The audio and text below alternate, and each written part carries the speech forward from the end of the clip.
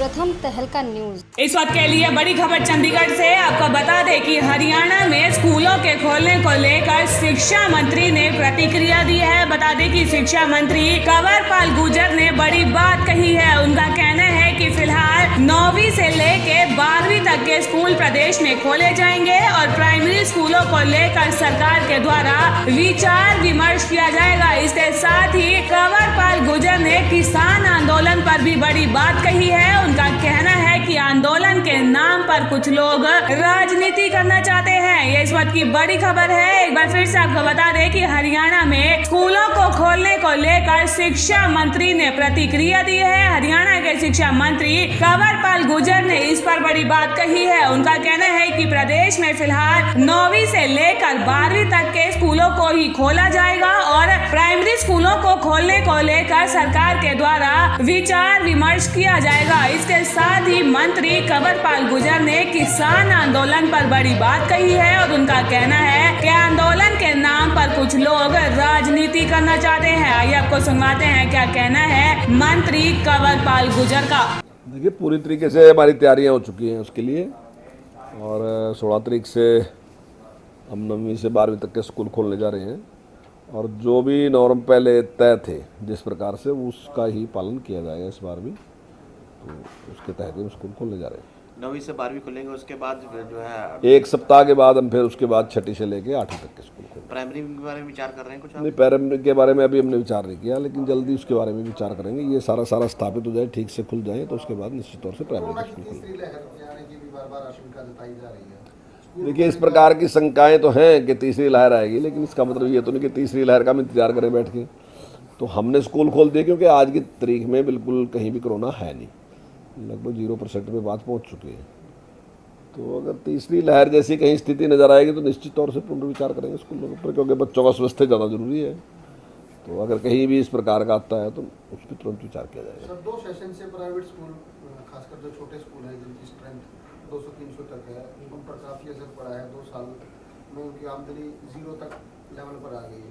तो उनके लिए क्या सरकार कोई कदम उठाएगी उनकी?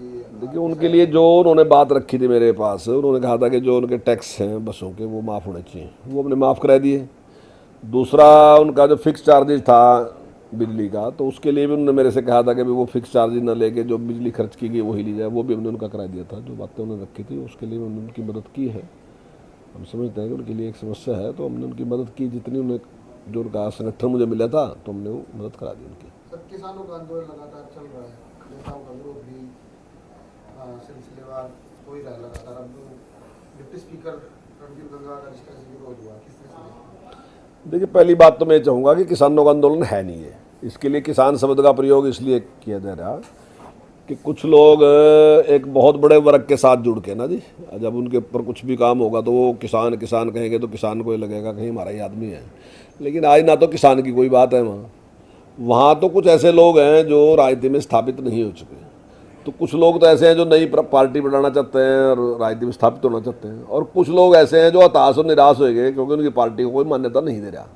तो ऐसे राजनीतिक पार्टियाँ भी हैं जो पहले से राजनीतिक पार्टियाँ हैं जो सत्ता में भी रही, तो वो हैं, और कुछ ऐसे लोग हैं जो राजनीति में स्थापित नहीं चुके। तो उन लोगों का एक जमघट है और वो लोग ये सारा काम चला रहे।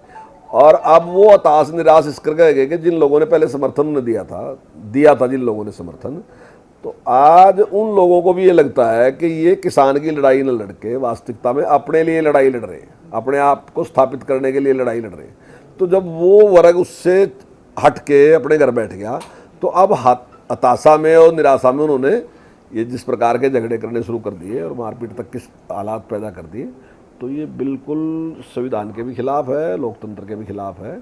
और जनता ऐसे लोगों को बिल्कुल भी ना माफ़ करने की, ना ही इनके प्रति कभी विश्वास व्यक्त करेगी। सर, इसी मामले में, सबसे वाले मामले में ही पूर्व मंत्री हैं संपत सिंह, उन्होंने एक तरह से जो हमलावर जो थे वहाँ पर मौजूद, उनका समर्थन किया है कि जिन लोगों पर वहाँ पर केस दर्ज हुआ है उन पर उनके केस वापस लेने चाहिए। तो इस बयान, क्योंकि आपकी पार्टी के नेता है संपत सिंह। नहीं, संपत सिंह जी हमारी पार्टी में कहीं नहीं है। संपत सिंह जी पार्टी छोड़ के चले गए और इसी करके उन्हें लग रहा है कि कहीं किसी तरीके से इनका समर्थन करके अगर कोई कृपा उनके ऊपर बरस जा तो वो सोच रहे कि शायद इससे ही कुछ ना कुछ हो जाए। लेकिन अब वो होने वाला नहीं कुछ भी काम, चाहे कुछ कर ले, इनका तो अपने आप ही कुछ नहीं होने वाला। तो संपत सिंह का क्या कर देंगे। तो ये केवल निराशा की। और संपत सिंह जी से पूछो, इतने लंबे टाइम तक लीडर रहे और हरियाणा प्रदेश के गृह मंत्री भी रहे, तो क्या इस प्रकार की छूट देनी चाहिए क्या कि किसी मंत्री के ऊपर हमला कर दो, किसी गाड़ी पे पत्थर मार दो। कल अगर संपत सिंह जी पे मार दिया, फिर संपत सिंह के आगे फिर क्या कानूनी कार्रवाई करो, तो फिर क्यों करो।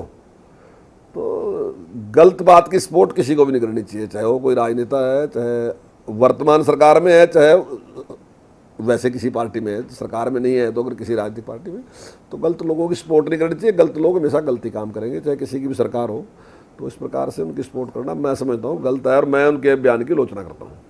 सर, पीएम मोदी ने जो खासकर पहाड़ी राज्यों में घूमने जो टूरिस्ट जाते लोग जाते हैं, तो उनको एक अपील की है कि भाई ज़्यादा घूमने का ज़्यादा दूसरे स्टेट में घूमने ना जाए लोग, कोरोना की तीसरी लहर की संभावना को लेकर। देखिए, तीसरी लहर के मद्देनज़र माननीय प्रधानमंत्री ने जो अपील की है, मैं भी उसका समर्थन करता हूँ। काफ़ी दिन से लोग घरों में थे, तो निश्चित तौर से एक इस प्रकार की इच्छा थी कि हम बाहर घूमें, लेकिन सुरक्षा की दृष्टि से इस बात की ज़रूरत भी है कि उसी प्रकार की सोशल डिस्टेंसिंग हम बना के रखें और उन सारे नियमों का पालन करें जिससे कोरोना से बचा जा सकता है।